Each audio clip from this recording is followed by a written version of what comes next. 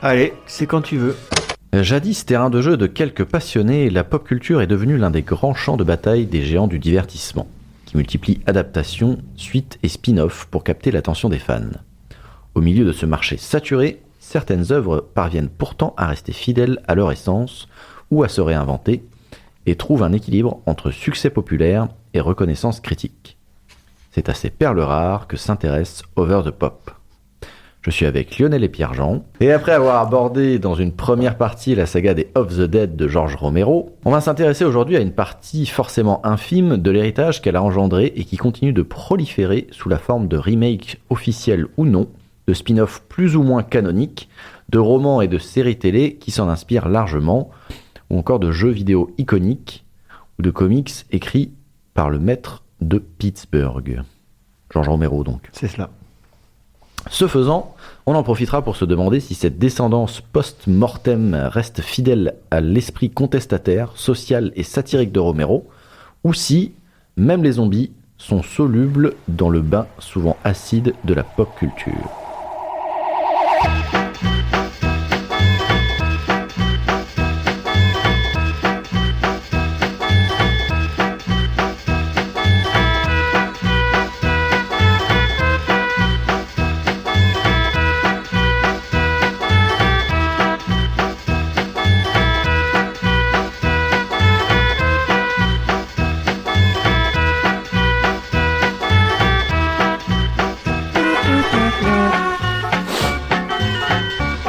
Allez, ta gueule.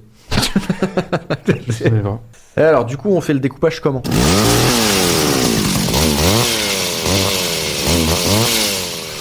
Voilà, dans l'ordre, non ?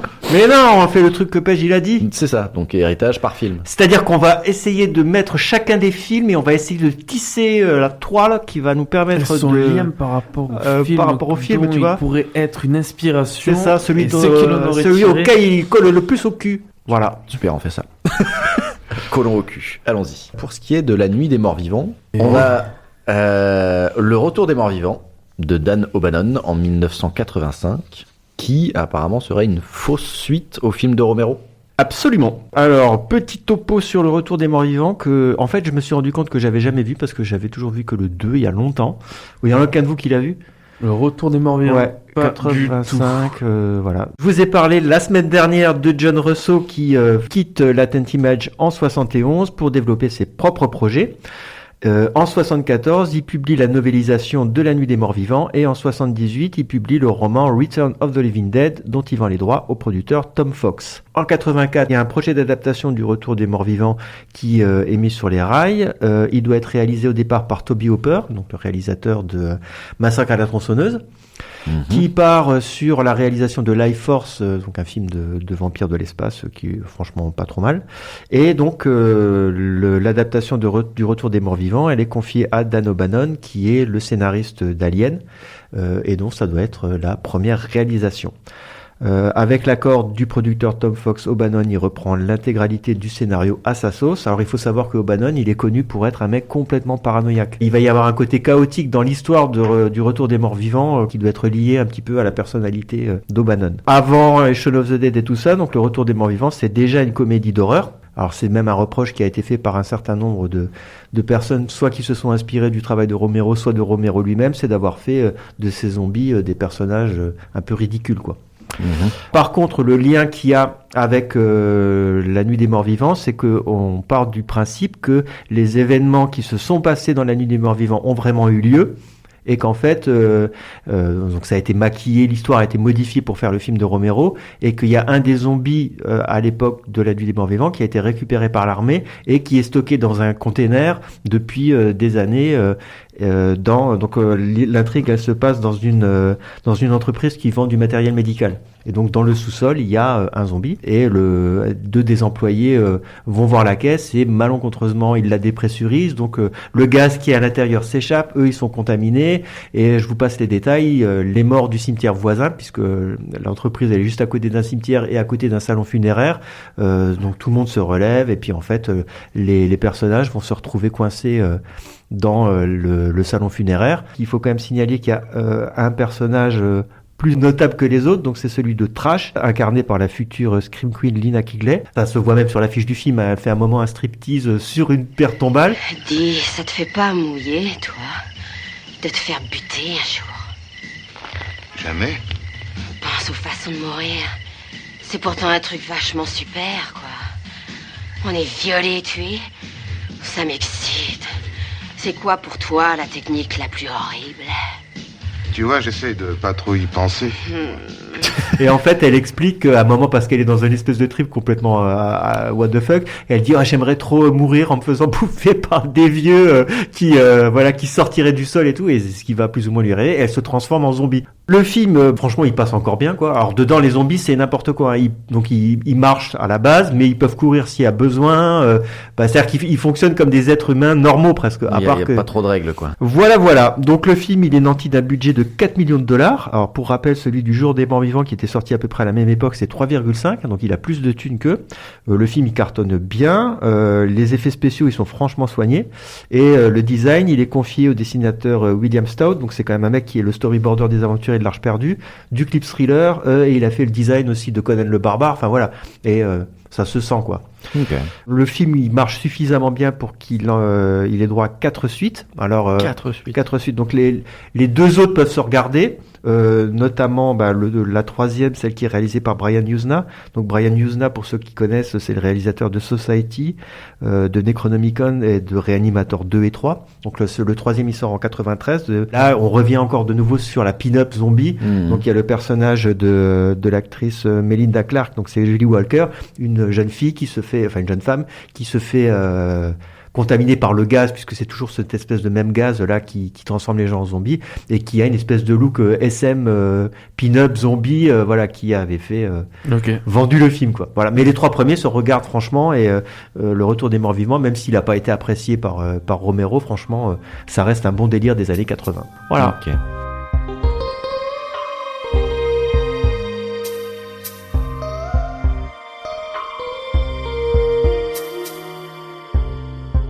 Est-ce que tu peux nous parler également de La Nuit des Morts Vivants de Tom Savini, sorti en 1990, qui est un remake donc du film de Romero?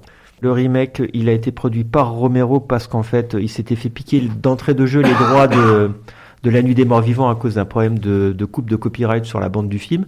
Donc ils se sont dit, on va refaire un nouveau Nuit des Morts Vivants, et comme ça, on pourra récupérer les droits. Et il l'a filé à Tom Savini, qui a bossé sur les effets spéciaux de zombies et du genre des morts vivants. Le film, il a été défoncé quand il est sorti, et il est généralement mal aimé parce que tout le monde trouve qu'il n'y a pas besoin de faire un remake de La Nuit des Morts Vivants. Moi, je trouve que franchement, il est cool.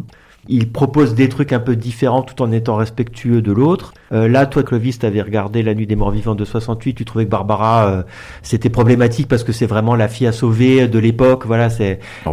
C'est le cliché de la femme fragile qui est traumatisée dès qu'il se passe un truc. C'est ça. Et donc là, Barbara, qui est incarnée par Patricia Tallman, au début, elle t'apparaît comme ça, et en fait, c'est vraiment la meuf qui va prendre son destin et ses flingues en main, et qui va finir par dérouiller du zombie. Justement, ils avaient pris comme exemple le personnage de Ripley. Vous m'avez dit de me battre. Eh bien, c'est ce que je fais. Je ne panique pas du tout. On n'est pas à l'abri ici, ni en haut, ni en bas.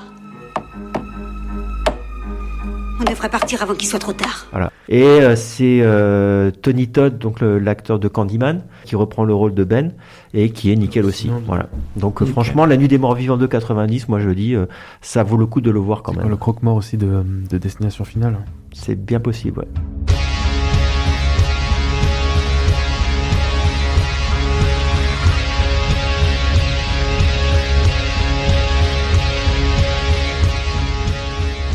Moi, je vais vous parler un petit peu de 28 jours plus tard, de Danny Boyle, réalisé en 2002, qui est donc influencé par Romero, bien entendu, et qui se veut être le premier film connu avec des infectés. donc des zombies beaucoup plus rapides, et donc une menace beaucoup plus grande, importante, violente, que les zombies classiques, qui parfois, hein, dans les films de Romero, on pouvait danser autour d'eux, comme le font les bikers d'ailleurs dans le centre commercial, ce qui est un peu bizarre, mais bref.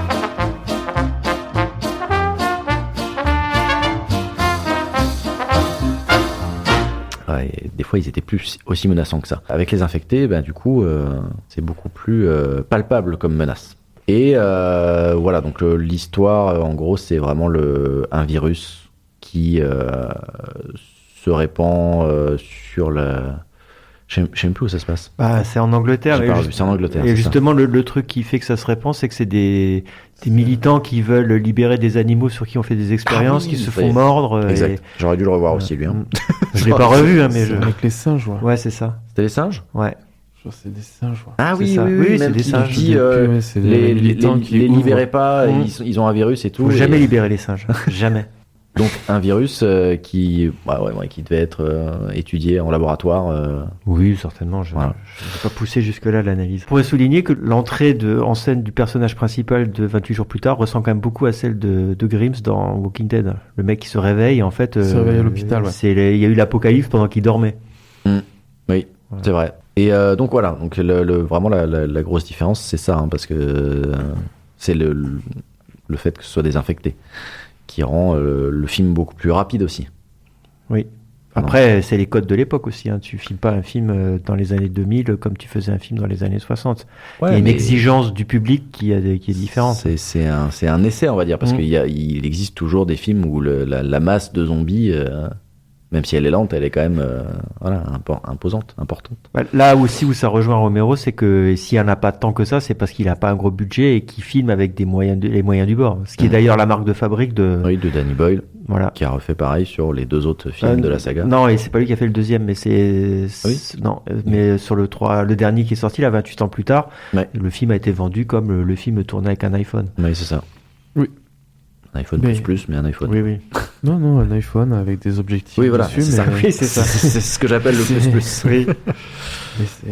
Et enfin, on va parler de Shaun of the Dead, d'Edgar Wright, sorti en 2004, lui, et qui est clairement un hommage au film de Romero, vu qu'il en utilise une des musiques dans la scène d'intro. De zombies. De zombies, voilà, et dans le générique. Et qui explore à fond, on va dire cette fois-ci, la carte du comique zombie, quoi. Parce que autant tu disais que les films de zombies de Romero, il fallait pas forcément les prendre au sérieux, que c'était voilà. Autant là, vraiment, le film est catégorisé comme une comédie avec des zombies. C'est ça. Là, dans Shaun of the Dead, les zombies sont pas drôles en fait. C'est plus les situations dans lesquelles et c'est les personnages qui sont. C'est les personnages qui sont un petit peu des bras cassés, ouais. Notamment le duo Simon Pegg et Nick Frost qui sont hilarants, même au milieu de zombies. Et on peut dire aussi vite fait que ce film s'inscrit dans une saga qui est la saga des Cornetto. Ouais.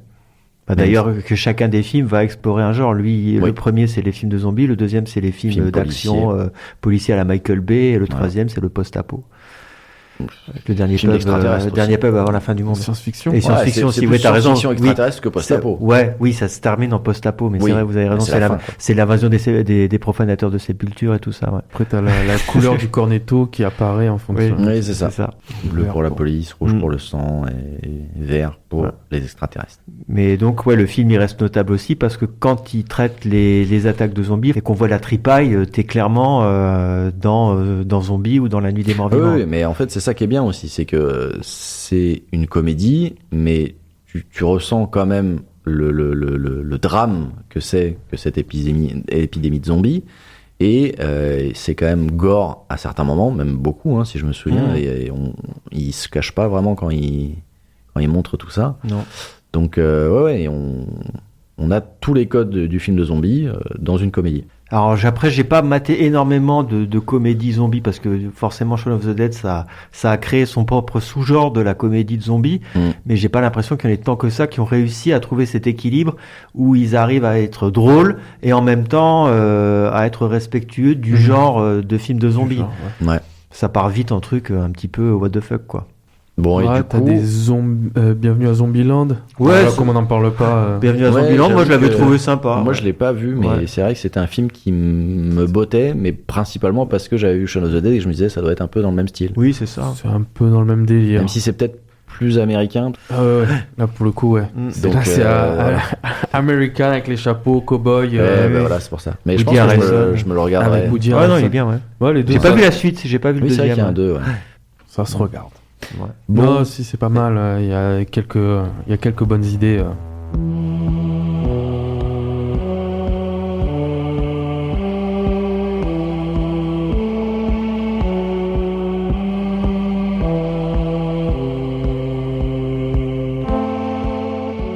Pour ce qui est des films tirés du deuxième, donc de Zombie ou Dawn of the Dead, on a par exemple L'Enfer des zombies de Lucio Fulci en 1979, dont le titre original est Zombie 2 et qui devait être la suite de Zombie.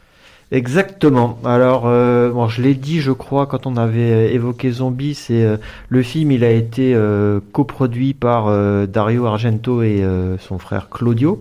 Comme il y avait une lacune du droit italien, un des producteurs, il a pu mettre en chantier un Zombie 2, mais version italienne, quoi. Et finalement, donc, il l'a confié à Lucio Fulci, donc qui vient à la base de la comédie et qui après s'est spécialisé dans les films d'horreur bien goras. Alors la spécificité de l'enfer des zombies, c'est qu'il s'éloigne des thématiques romériennes, donc le côté critique social et tout ça, pour retourner aux sources du mythe des zombies, donc les Caraïbes, le vaudou. L'intrigue viteuf, on suit un journaliste new-yorkais et la fille d'un médecin.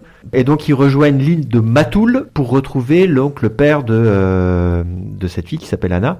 Sur l'île, il y a une étrange maladie qui se répand et un médecin local, le docteur Ménard, tente sans succès de trouver un remède et donc on voit les morts qui reviennent à la vie, mais il n'y a aucune explication qui est donnée et par contre on laisse bien planer l'idée qu'il y a un rapport avec le vaudou. On n'est pas à Haïti, mais on sent qu'il y a ce truc-là, quoi. L'île finit par être complètement envahie et il n'y a que Anne et Peter, le journaliste, qui parviennent à s'enfuir à bord d'un voilier et avec la radio, ils apprennent que la maladie, elle s'est aussi répandue à New York. Et le film se termine avec un plan qui est vraiment chouette, où ça doit être filmé sur le pont de Brooklyn. C'est vraiment une vision d'apocalypse comme ça, où tu vois les zombies qui commencent à marcher comme ça vers Manhattan. Alors moi j'avais un souvenir d'un film qui était plutôt gorasse et fauché. Alors là, je dois préciser quand même que pour les besoins de Over the Pop, je me suis abonné à Shadows pour pouvoir le mater d'ailleurs d'autres trucs, mais comme ça j'ai pu le mater vraiment en super qualité. Comme les films de Romero n'étaient pas super friqués, le film de Fulci, en fait, à côté, il tient complètement la route. Il y a une ambiance moite du fait qu'on est dans les Caraïbes et tout ça que tu trouvais pas chez Romero. Une scène de ouf. Le film, il a été notamment connu pour ça. C'est qu'à un moment, donc il y a un des personnages qui fait de la plongée et elle se fait attaquer par un zombie sous l'eau. Au moment, il y a un requin. Et donc, t'as un plan du zombie qui attaque le requin. Donc, ils ont pris un dresseur de requins. Allez, il avait mis une espèce de petite coque de maille comme ça en dessous du maquillage. Il est maquillé en zombie et il fight avec un requin pour essayer de le bouffer. Mais la scène, elle est ultra impressionnante. Je pense qu'elle était pas méga safe à tourner, mais ça reste vachement impressionnant. Un zombie fit les dents de la mer, quoi. C'est ça, voilà. Alors, c'est un requin tigre, je crois, mais la scène, elle est vraiment impressionnante. Wow. Pareil, il y a un moment, il y a une scène d'énucléation. Donc, le personnage qui se fait planter une écharpe de bois dans l'œil. Franchement, la scène, pareil, elle est impressionnante. Il y a que les maquillages des zombies. Tom Savini, il avait réussi à faire des trucs qui étaient bien. Là, ça fait un peu croûte dessus, quoi. Voilà. Et en plus, comme c'est italien, il y a un côté érotique à 2 balles qui te rajoute par moment. Donc, justement, la plongeuse, il faut qu'elle aille à poil, hein, parce que sinon, voilà, une scène de douche, mais des trucs complètement gratuits. Alors, c'est la minute érotico. C'est pour tenir le spectateur. Ouais, voilà. Bon, il y a pas besoin de ça, mais du coup, c'est vrai que quand il réfléchit, les films de Romero, tu vois, il y a même pas d'histoire d'amour, rien. Là, il y a quand même plus une tension. Donc, le film, franchement, il est vraiment chouette. Ok. And I heard, as it were, the noise of thunder. One of the 4 beasts saying, "Come and see." And I saw, and behold, a white horse. When the man comes around.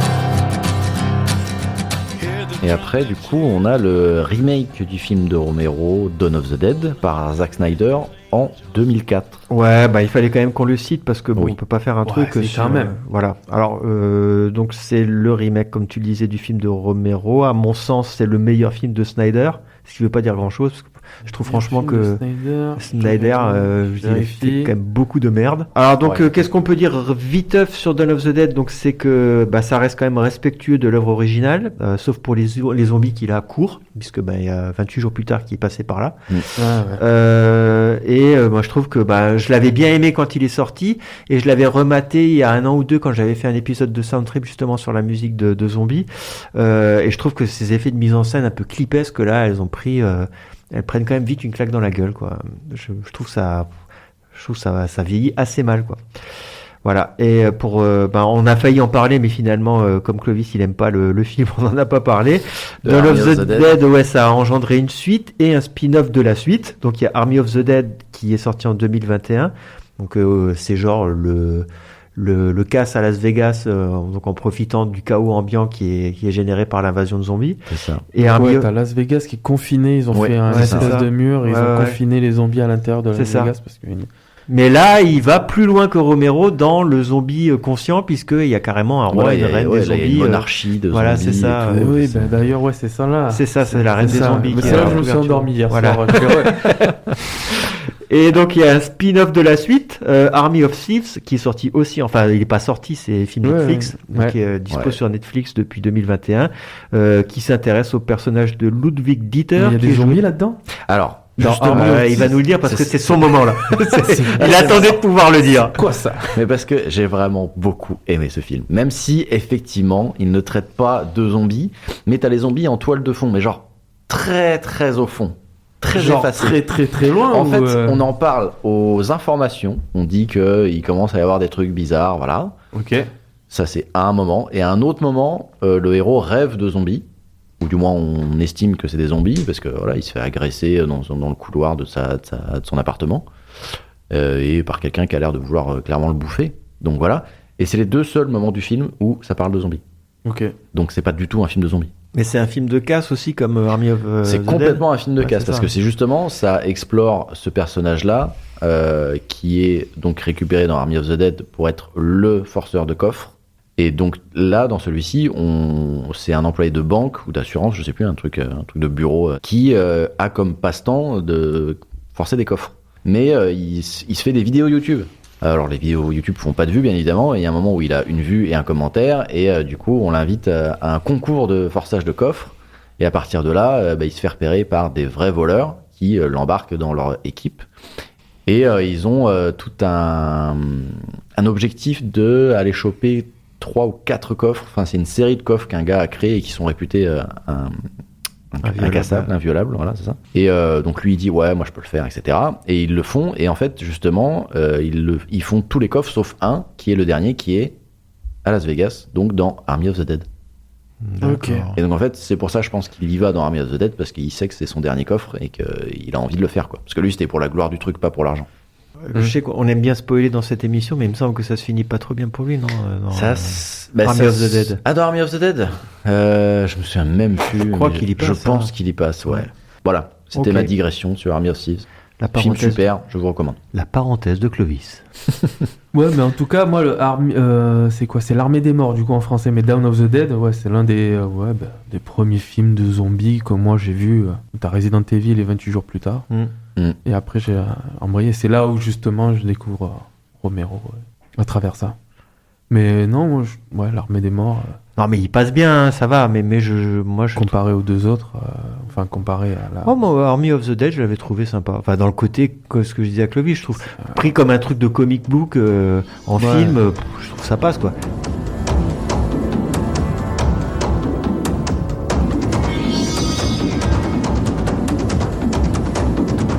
Et quid de Dead Rising alors? Et justement, c'est à l'époque où je parlais de. Je tombe dedans avec Army of the Dead, mais je crois que c'est ça. Non, Là, alors attention. Dead Rising, c'est en 2006. Ouais, parce que Army of the Dead c'est 2021, mais l'Armée des Ouais, Morts mais c'est le titre oui, français de Dawn of the Dead. Voilà, c'était ça. Démerde-toi avec ça. C'est ça. Donc l'Armée des Morts, voilà, avec l'Armée des Morts et 28 jours plus tard et Resident Evil au début des années 2000. C'est la Xbox 360 et ça sort aussi sur PlayStation 4, mais moi j'ai la Xbox 360 et t'as Dead Rising. Donc ce sera une série de jeux vidéo parce qu'il va sortir le 2, le 3 et le 4, mais t'as même un sur mobile. Donc on est sur un survival horror, beat'em all. Produit par Capcom. Capcom qui ont fait Resident Evil. Et là, l'action se déroule, on est dans un centre commercial, enfermé dans un centre commercial avec des zombies. Et on doit survivre pendant 2-3 jours, ouais, c'est ça. Et ce qui est génial, c'est que déjà en 2006, on a du coup les zombies, il y en a une chier, il y en a énormément à l'écran, c'est complètement ouf. Et on peut s'amuser à les tuer de différentes manières totalement absurdes, totalement... Ouais, j'avais vu une vidéo, tu peux utiliser n'importe quel objet. Tu peux utiliser n'importe quel objet. Et tu as un mannequin. C'est ça, tu as les clubs de golf, tu peux prendre n'importe quel objet que tu trouves sous la main et tu peux t'en servir afin de te frayer un chemin et survivre dans le centre commercial. Mais d'après ce que j'avais vu, parce que c'est souvent à ça qu'il était réduit, mais visiblement il y a quand même aussi une espèce de message un peu social derrière, enfin pas social, mais il y a un peu une critique aussi parce que le personnage il est journaliste. C'est ça, parce qu'il est journaliste. Tu peux prendre d'autres mécaniques de jeu où tu prends des photos, tu peux prendre plein de trucs en photo et en fonction de la photo que tu prends, tu peux avoir des points. Ouais. Non, oui, alors déjà t'as le centre commercial qui est totalement un hommage à Dawn of the Dead. D'ailleurs, les zombies lents. Zombies et centre commercial, il y a Left 4 Dead aussi qui ont fait ça.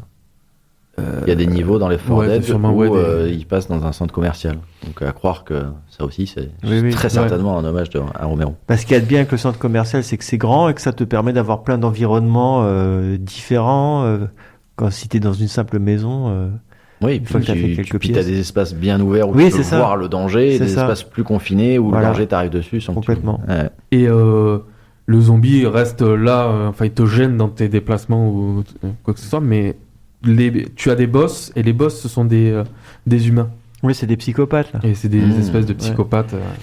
Et ça, du coup, ça veut dire beaucoup de choses, quand même. Ça veut dire qu'il était libre, heureux d'être là, malgré tout. Ouais. Toujours dans l'espèce de truc très du cinéma de Romero. Le zombie reste... C'est ça, que le zombie, c'est dangereux, mais que l'humain est plus dangereux, quoi. C'est ça. Tu te rends compte qu'il y a toute une espèce d'intrigue avec des scientifiques. Donc, tu dois aussi démêler un peu ce qui s'est passé pour comprendre qu'est-ce qui a lancé l'invasion, quoi. Tu as d'autres PNJ, donc des survivants, et au fur et à mesure, tu reconstitues l'histoire pour essayer de démêler le vrai du faux. C'est ça. Ok. Là, il se joue, on peut encore y jouer. Là. Enfin, j'ai vu qu'ils avaient fait une version remaster, mais qui a priori est à chier. Mais sinon, c'est un jeu qu'on peut trouver sur Steam ou je pense, oui. Alors, là, il est Microsoft Windows. Si c'est Microsoft, c'est sur PC, donc sur Steam. Ouais. Là, et tu parles pas de Dead Island ? Ça fait un peu le même genre, quoi. Même si là, du coup, c'est sur toute une île et pas juste un centre commercial, mais Dead Rising, c'est le même délire. Et pour le coup, alors moi, j'y ai pas joué, mais de ce que j'en ai vu, Dead Rising, c'est quand même très tuage de zombies en détente. Il n'y a pas la pression où genre tu vas mourir, ça a l'air d'être très sympa, quoi. T'as un succès même dans le jeu où je crois que tu peux en tuer 53 000 qui correspond à le nombre d'habitants de la ville. D'habitants qu'il y a dans la ville. C'est ça. Les zombies, c'est vraiment... ils te gênent dans ton passage, du coup, il faut...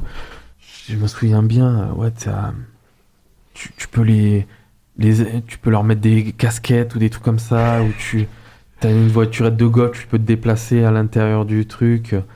Enfin, ils sont pas flippants parce que t'enchaînes avec des armes, t'as toujours un truc sous la main dans le centre commercial et t'es toujours en train de te balader. Donc, c'est vraiment, t'as des parasols où tu peux les pousser. Oui, comparé à ce que tu dis, c'est Dead Island, où là où ils sont plus. Ça va encore, Dead Island. Moi, je me souviens que c'était quand même plutôt humoristique aussi. Mais après, pas forcément très dangereux non plus, les zombies. Et plus après, c'est des trucs comme Dying Light ou... Ah ouais, Dying Light, là, on est sur autre chose, Mais bon, on digresse. Ouais. Et digresse, c'est énorme.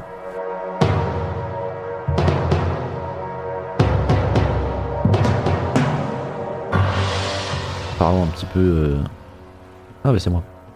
On est toujours sur les films hérités de zombies. Oui. Ok, ouais, bah c'est celui qui a le plus. Hein. Et du coup, là, on pourrait parler du dernier train pour Busan. Yes, en coréen. De Yeon Sang-ho. Oh. Sorti en 2016. Qui est donc un film, pas à proprement parler de zombies, mais plutôt d'infectés. Je me rappelle plus. J'avoue que j'ai pas eu le temps de le regarder. Attends, mais j'ai un doute. Non, si, c'est des Non, je crois infectés. que je sais plus. Dans le dernier train. Le dernier train pour Busan, c'est des infectés ou c'est des zombies? Moi, j'ai un doute comme ça. Est-ce qu'il court d'abord? Si, genre au Oui. début, c'est. Mais si, il court, non? Il court, j'ai l'impression. J'ai- Mais en fait, comme tu vois des scènes à l'intérieur du train, à un moment donné, ils sont. Oui, comme c'est en huis clos, c'est plus compliqué de se rendre compte s'ils Ouais, ils sont ont un rapides ou côté pas. vachement de souvenirs. Ils ont un côté assez agressif façon Bah oui, Dawn c'est of ça. the Dead de Snyder. Hein.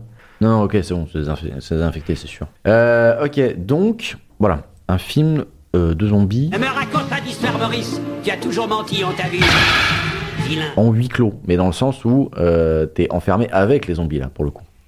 Mais il y a le fait qu'ils sont enfermés avec les zombies. Et il me semble qu'il y a le fait que chaque fois qu'ils arrivent dans une gare, c'est il y a pas ce truc que l'épidémie, enfin l'invasion, elle se propage de plus en plus et qu'en fait il y a pas moyen de s'arrêter quelque part. Ils sont à la fois bloqués par l'extérieur et avec les zombies à l'intérieur. Il y a pas un délire il y a- comme ça. Il y a des gares où ils s'arrêtent rapidement pour pouvoir changer de wagon ou voire changer de train. Mais oui, il faut être très rapide parce C'est qu'effectivement, l'invasion est déjà à la gare. Et donc, le but, c'est effectivement d'aller à Busan où là, a priori, l'invasion a été maîtrisée. Ouais. Enfin, l'invasion.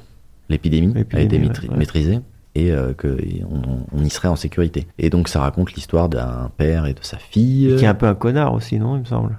C'est pas, les personnages sont pas très très C'est sympathiques. pas le père qui est un connard. Oui. Mais oui, dans le train, parmi les gens qu'il croise, il y en a certains qui les aident, mais il y en a d'autres qui sont prêts à les donner à bouffer sans état d'âme pour se sauver leur peau. Et bien évidemment, les connards meurent et les gentils gagnent et sont contents. En fait, non, parce que le père meurt aussi. Ouais. C'est ça Mais- le côté mais la un peu fille Romero. Ouais. La fille survit avec une femme et au final, ils arrivent à la zone sécurisée de Busan. Mais ouais, c'est vraiment Après, je crois que j'aime bien les films sur les trains. Parce que j'ai bien aimé Snowpiercer aussi. Ouais. Mais le délire des... Regardez la guerre du rail sur les résistants ou la bête humaine. Du moment qu'il y a un train. Mais non, là, c'était vraiment le délire des zombies infectés, même Oui, plutôt, oui. dans un huis clos comme ça.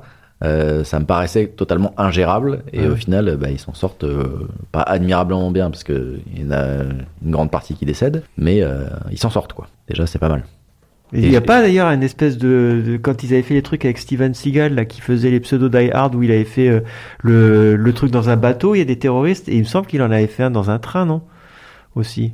Tu l'as pas vu lui? Non, j'ai pas vu tous les films avec des trains. Parce que Steven Seagal est coincé dans un train avec des terroristes. Ah, putain, ça peut être pas mal aussi. Hein. Mais Il était svelte. oui, c'est sûr que maintenant.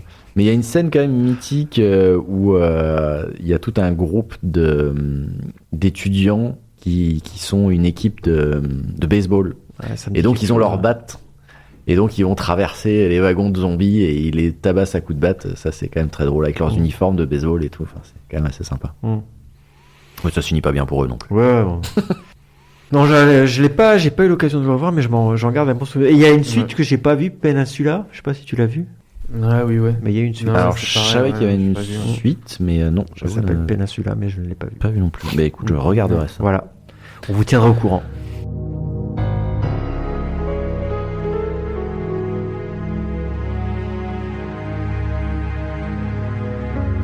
Bon, et pour ce qui est du jour des morts vivants, on avait pensé à Resident Evil.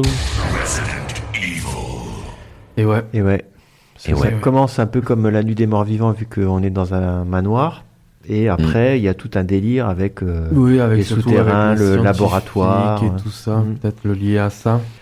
Et ben, Alors, c'est quoi le lien? Il y a un lien vraiment très fort, me semble-t-il, avec Georges. ouais, plus Ah oui. que très fort. C'est Capcom qui a fait donc un jeu qui s'appelle Resident Evil alors, en 96. Et il y a le 2 qui sort et ils appellent Georges Romero Voilà. pour faire les pubs, pour faire la pub au Japon. Et en fait, t'as une société, c'est Constantine Film Ouais, qui c'est ça. récupère les droits du jeu pour faire un film. Et ils voient les pubs de genre, ils disent c'est pas mal, vas-y, on va. Il a du potentiel, le Il a mec. du potentiel, le monsieur. Il sait y faire. Il va peut-être pouvoir faire le film Resident Evil.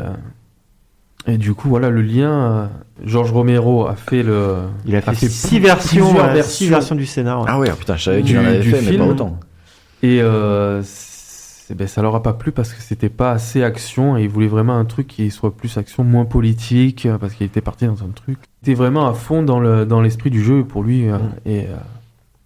Voilà. Apparemment, les gens de Constantine Film ne comprenaient pas le jeu et l'essence même du jeu.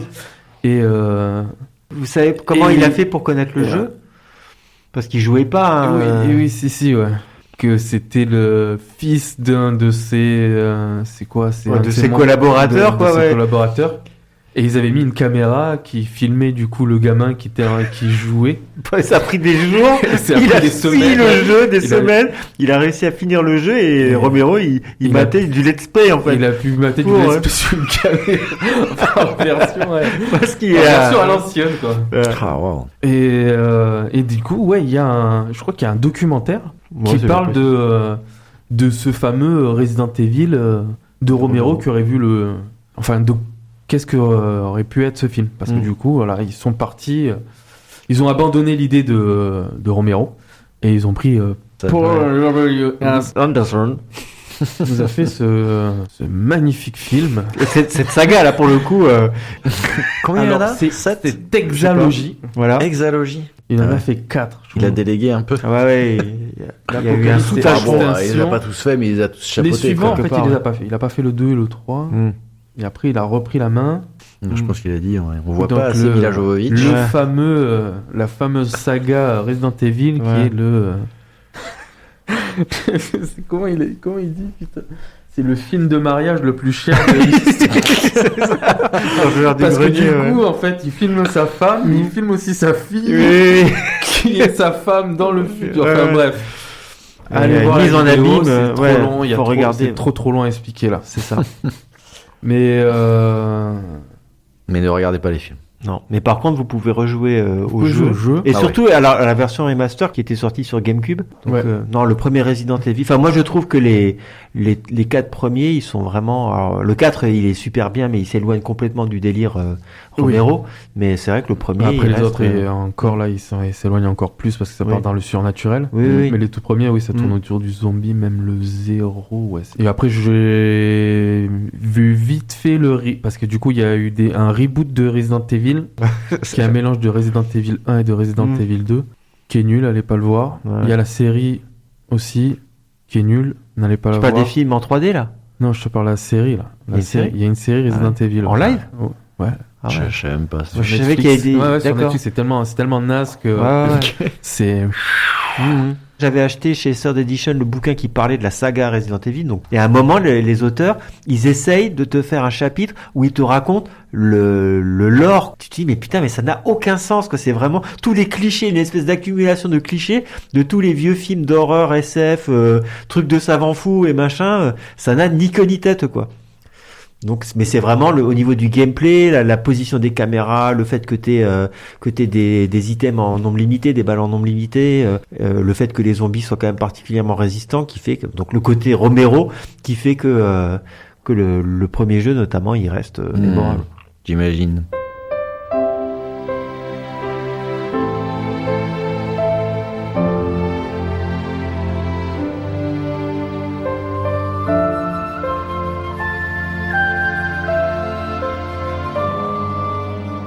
Bon, et pour ce qui est des films inspirés du territoire des morts, on a Fido d'Andrew Curry, sorti en 2006, qui reprend l'idée de 2006, mais c'est pareil, hein, du coup, toujours dans ces débuts d'année 2000, avec à la suite de Resident Evil, 28 jours plus tard, moi je refais pas le délire, il sort cette espèce de film surréaliste.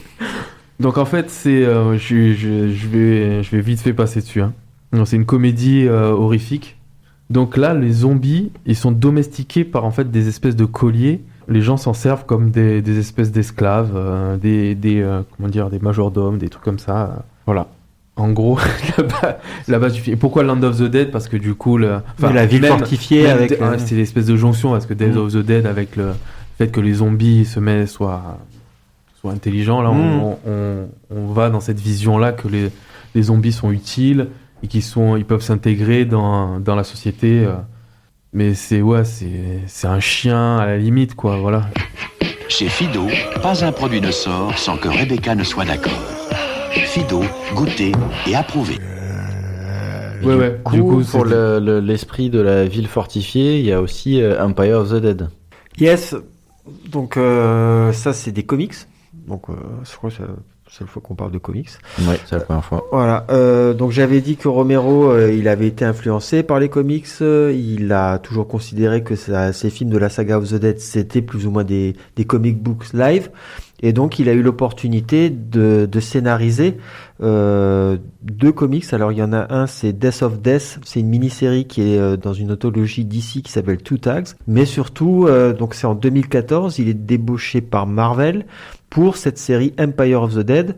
Bon, alors on est d'accord que le but de Marvel, c'est à la fois de capitaliser sur le fait que depuis 2005, ils ont lancé leur propre série qui s'appelle Marvel Zombies, qui a été scénarisé par Robert Kirkman, qui est le créateur de The Walking Dead. Donc là, ils se disent on va prendre Romero. D'ailleurs, ça s'appelle George Romero's Empire of the Dead. Et donc là, l'idée de Romero, c'est d'essayer de faire une histoire originale, mais en essayant d'injecter dedans plein de trucs qu'il avait eu pour ses films, mais qui sait qu'il aura jamais le pognon, alors qu'en BD on s'en fout, tu peux déployer tous les moyens que tu veux.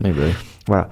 Et donc là, l'intrigue, elle se déroule à New York, 5 ans après le début d'une invasion de morts-vivants. Et donc on suit les trajectoires de plusieurs personnages. Donc il y a Paul Barnum, qui est dresseur de zombies, donc il capture les zombies et il les dresse pour des combats d'arène. Il y a Perry Jones, qui est la sœur de Barbara, donc le personnage de La Nuit des Morts-Vivants. Elle, c'est une éthologue et elle étudie le comportement des zombies et elle veut tenter de les rendre moins agressifs. Il y a Xavier, qui est une femme.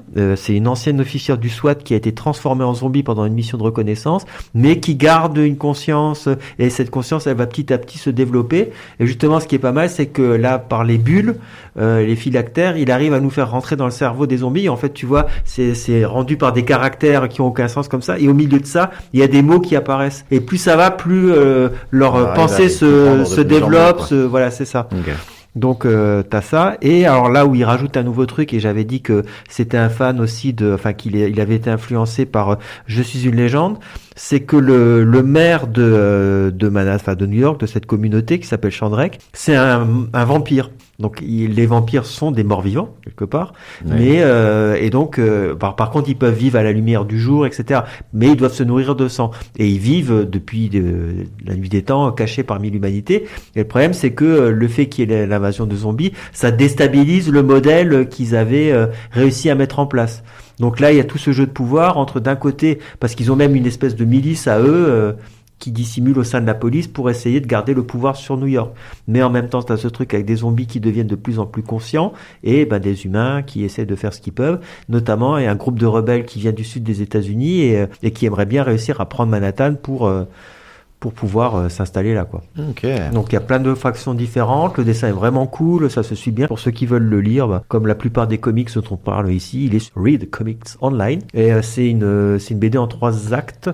Chaque acte doit y avoir 5 numéros à chaque fois. Pour ça se lit assez vite, quoi. Okay. Et franchement c'est bien. Ah, je pense que je lirai peut-être ça.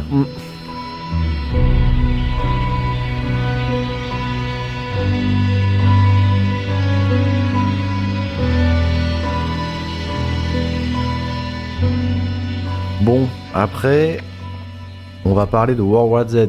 Alors, donc il faut savoir que le roman, il s'appelle World War Z, une histoire orale de la guerre des zombies. Donc ça a son importance.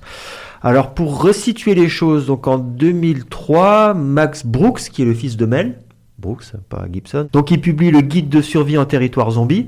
donc qui est une espèce de truc un peu pastiche, mais qui se veut quand même un peu sérieux dans sa démarche, de t'expliquer comment tu dois te démerder si jamais il y a une invasion de zombies. Et ensuite, il publie 3 ans plus tard World War Z, qui est pensé comme étant le lore de ce guide de survie en territoire zombie. Dans l'intro, il y a l'auteur qui se présente comme une sorte d'enquêteur qui est employé par la commission post-traumatique de l'ONU pour rendre un rapport officiel sur la guerre des zombies qui a ravagé le monde, et ça fait une dizaine d'années que cette guerre-là, elle est terminée.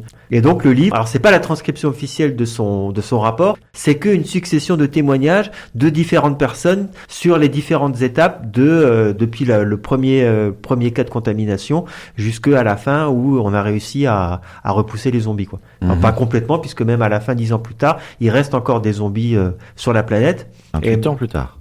Non, là c'est 10 ans. Donc je disais que le titre entier c'est Histoire orale de la guerre des zombies, parce que Brooks il s'est inspiré des recueils d'entretiens qui ont été publiés, donc de trucs très sérieux, par le journaliste Studs Terkel. Donc il a fait une histoire orale des États-Unis au XXe siècle, et un des bouquins qui a servi d'influence pour Brooks c'est The Good War, An Oral Story, History of World War II, qui est sorti en 84.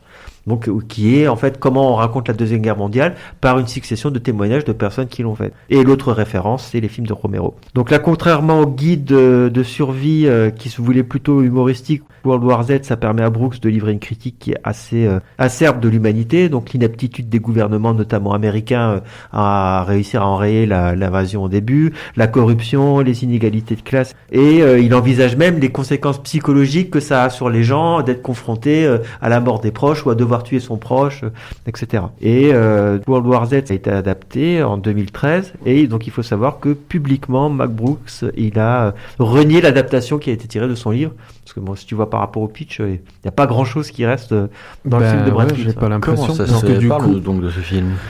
La Terre entière est touchée. Est-ce qu'il y a des pays qui font mieux que nous? On a perdu la côte Est. Moscou est dans le noir. La vie telle que nous la connaissons aura disparu dans 90 jours. C'est à nous de changer ça. Je ne laisserai pas ma famille. Ne faites pas comme si votre famille n'était pas concernée. Nous parlons de la fin de l'humanité. Là, parce que tu l'as mis avec Diary of the Dead, donc les chroniques, donc dans le sens où là il y a des médias, différents médias, pour essayer de rendre compte Ils font un récit de.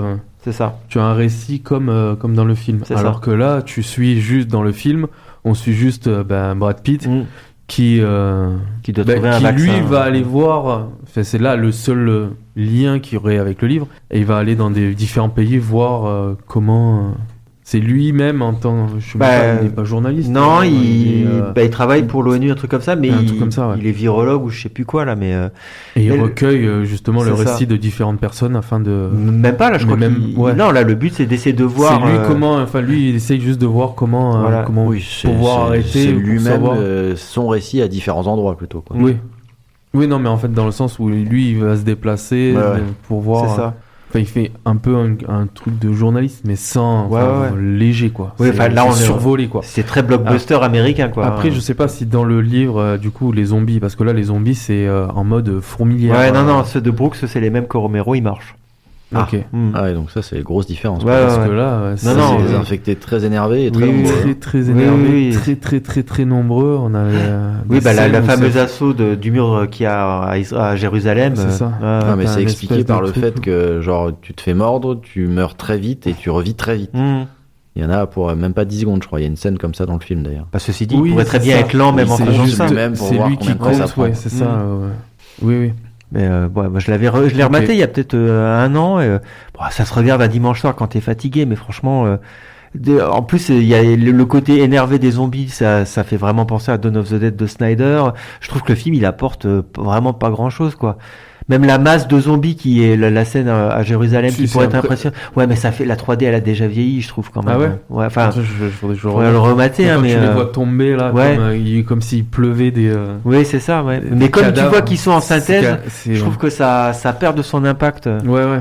Mais après, il y a des idées. Dans l'espèce de rue où tu vois un espèce de flot humain qui déferle, comme si c'était une vague en fait. Oui, c'est ça. Il y a quelques idées. Visuellement, il y a des idées qui sont pas trop mal, mais après, Mais tu vois, il est sorti en 2013. Ouais, c'est 2013, ça. Ça fait déjà. Ça fait un moment. Hein. Et oui. Ouais. Après, moi, j'aime bien. Hein. Je trouve vraiment très cool. Hein. Après, l'espèce de délire, où ils sont vraiment ultra rapides. Je trouve que c'est plus exploité que dans Down. Oui.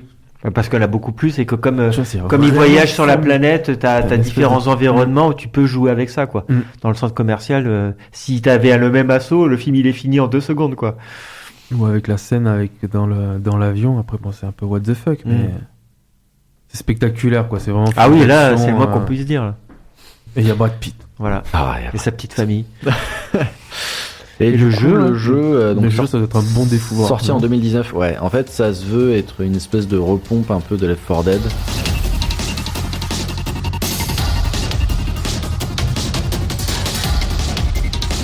Ouais. Mais où Left 4 Dead c'est des zombies lents avec les quelques spéciaux qu'il y a, mais là pour le coup c'est des infectés qui te courent dessus en masse. C'est vraiment le même feeling que dans le film, notamment justement ce mur d'Israël où quand il le passe après il court partout dans toute la ville. T'es surarmé, hein, America fuck yeah quoi, hein, donc t'es là, tu défourailles dans la joie et la bonne humeur. Et je crois pas qu'il se soit, j'ai pas joué au jeu, hein, mais j'ai regardé un petit peu, et je crois pas qu'il se soit vraiment embarrassé d'une histoire. Je pense que c'est surtout Oui, c'est un peu comme dans au but de zombies. Et ton perso, c'est un militaire ? Non, sais je crois pas, non. D'accord. Pas plus que ça, il me semble. Ok. Mais il y a un petit côté, c'est un autre jeu aussi qui faisait avec ce petit côté horde là. Comment il s'appelle ce jeu là? Où t'es un mec, t'es un motard là. Ah, tu oui, vois oui. Ah ouais. C'était Days quelque chose. Of the Dead. Non. Days quelque chose, ouais. Days Gone. Days Gone, ouais. Voilà. T'as vraiment cette espèce de truc de masse quoi, de masse qui t'attaque quoi, et Ouais, des fois, il y a la dans minigun, Days au Gone, fond. au moins, t'étais un peu plus dans un monde ouvert, donc tu pouvais vraiment te déplacer Ouais. un peu comme tu le sentais, alors que vrai, là, là, tu peux fuir là, dans c'est des- vraiment des niveaux un peu plus couloirisés, quoi. Et tu te le prends en plein dans la gueule et tu dois survivre. Ouais, c'est ça. Tu fais front. Bon, et passons au dernier film, Survival of the Dead, qui a notamment inspiré The Walking Dead, la fameuse série. Ouais, alors juste avant, j'avais mis Cargo comme ça, parce que j'étais tombé dessus. Ouais, j'avais voulu le voir et mis puis dans ma liste comme ça. parce qu'il y avait Martin Freeman et j'aime bien, mais Ouais, c'est un peu pour ça que je l'avais regardé moi aussi, ce Ouais, film. Martin Mais je l'ai pas vu. C'est le Hobbit. ouais. Et donc c'était un tas d'apocalypse. Ou Et Watson ouais, dans c'est- Sherlock aussi. Ouais. Ouais. Je n'avais vu personne d'autre depuis... Enfin, personne d'autre qui soit encore vraiment humain. Il vous reste combien de temps sur ce truc? 46 heures à peu près.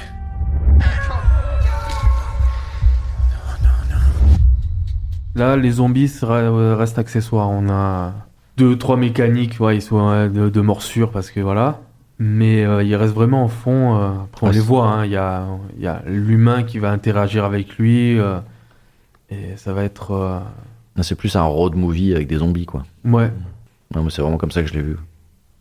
Et donc ça se passe en Australie, c'est Du ça coup, ça se passe en Australie. Mais le reste du monde, il a été aussi laminé ou on sait pas A ou- priori, oui, dans mes souvenirs.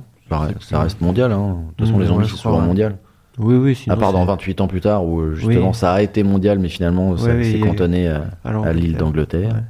Mais ouais, là, oui, c'est ça. C'est là le zombie, il est vraiment, tu l'as vraiment tout au début, tu sens que ça attaque direct. Je sais pas d'où ça vient, un truc. Et t'attaques direct et il va être confronté, voilà, à marcher avec sa petite et. Et c'est pas la sienne, si? C'est pas, il la récupère de quelqu'un? Non, c'est la sienne. Ok. Là, si je peux spoiler, au début c'est un couple et sa femme se fait directement mordre Ah, quasiment oui, voilà, au début de 2 minutes de film. Ouais. Ils vont s'enfuir et c'est à son tour, lui, pareil, il va se faire mordre. Mais c'est pareil, ça arrive au début du film. Et donc son délire, c'est d'être voilà. Ils ont une montre qui dit quand ils vont se transformer. D'accord. ok. Et il doit avancer avec sa fille et à qui il va la. Et il essaie de trouver à la quelqu'un pour la filer, ouais. prendre. Et qui va la transmettre. D'accord. Il faut qu'il trouve des gens de confiance, quoi, donc c'est pas évident. Mais Et il dites-moi, va j'ai se envie de confronter- dire, il il y a va se une confronter à des humains, quoi. il y a l'air d'avoir une certaine ressemblance avec The Last of Us, non, qui est une histoire qu'on a traitée dans un précédent épisode de Over the Peut-être, Top. Ouais, peut-être.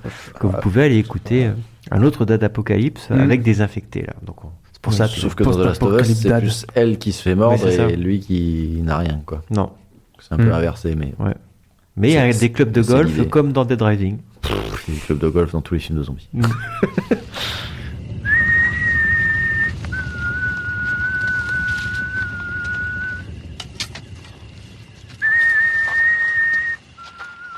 Bon, et passons au dernier film, Survival of the Dead, qui a notamment inspiré The Walking Dead, la fameuse série.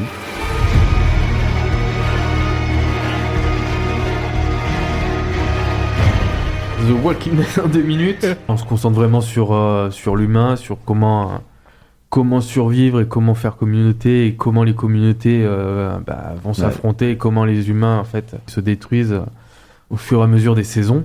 Mais c'est toujours l'idée que quand tu essaies de te mettre dans un endroit un peu safe, c'est toujours l'humain qui va finir par faire que ça part en vrille, quoi. La saison 1, ils sont pas installés, mais à partir de la saison 2, ils commencent à faire un s'installer. camping-car quand même. T'es dans l'espèce de grange, enfin l'espèce de ferme.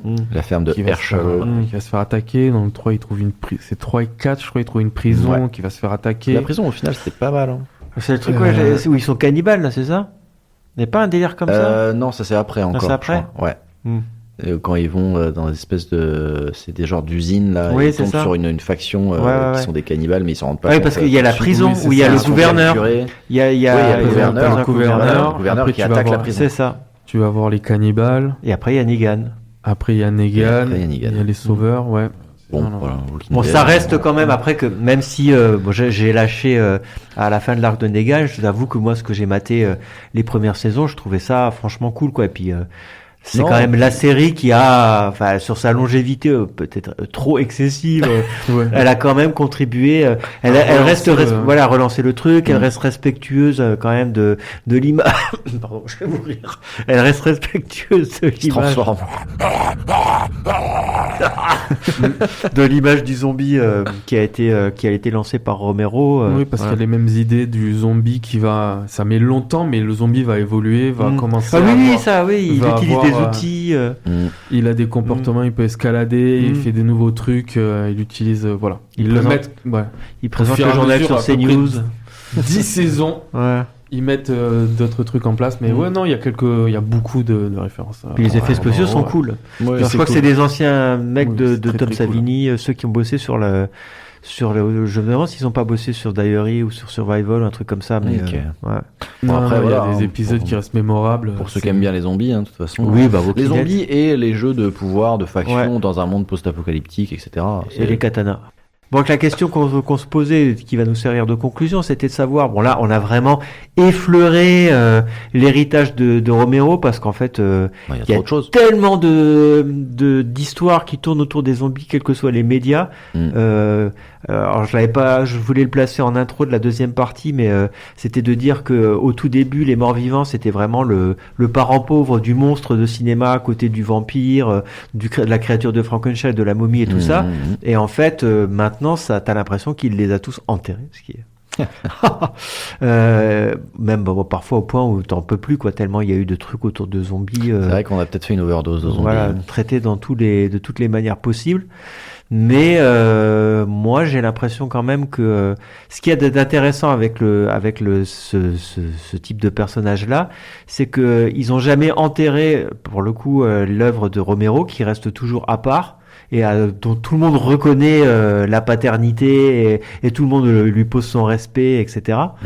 Mais maintenant, c'est un peu comme, on en parlera quand on fera l'épisode un jour sur Cthulhu, quoi. C'est qu'à un moment, ça fait partie de ces trucs qui ont été tellement laminés par la pop culture que c'est vrai que trouver une approche où le zombie te fait vraiment flipper, où il représente vraiment une menace qui te prend au trip quand tu regardes le film, quand tu joues au jeu ou quand tu lis le bouquin, ça devient quand même compliqué, quoi. Ça, c'est un peu inévitable pour quelque chose qui est autant exploité de pas s'user avec le temps, quoi. C'est sûr qu'on pourrait dire que tout a été fait un peu avec les zombies. Ah oui, on a même en parlé, on dit les trucs de zombies nazis sur la Lune, Zombie Shark. Voilà. Les zombies qui tombent amoureux dans Warm Bodies, des trucs comme ça. Mais bon, on peut dire que il y a plus d'idées très fraîches de zombies. Non, c'est vrai, elles sont un peu faisandées, elles sont un peu moisies. Et voilà, c'est sur ces bonnes paroles que nous vous laissons et que nous vous souhaitons un agréable mois jusqu'au prochain épisode. On a déjà les idées jusqu'à la fin de l'année, mais il faut voir dans quel ordre on les met. Ouais. Donc vous verrez bien. You shall see. Bye. Ciao.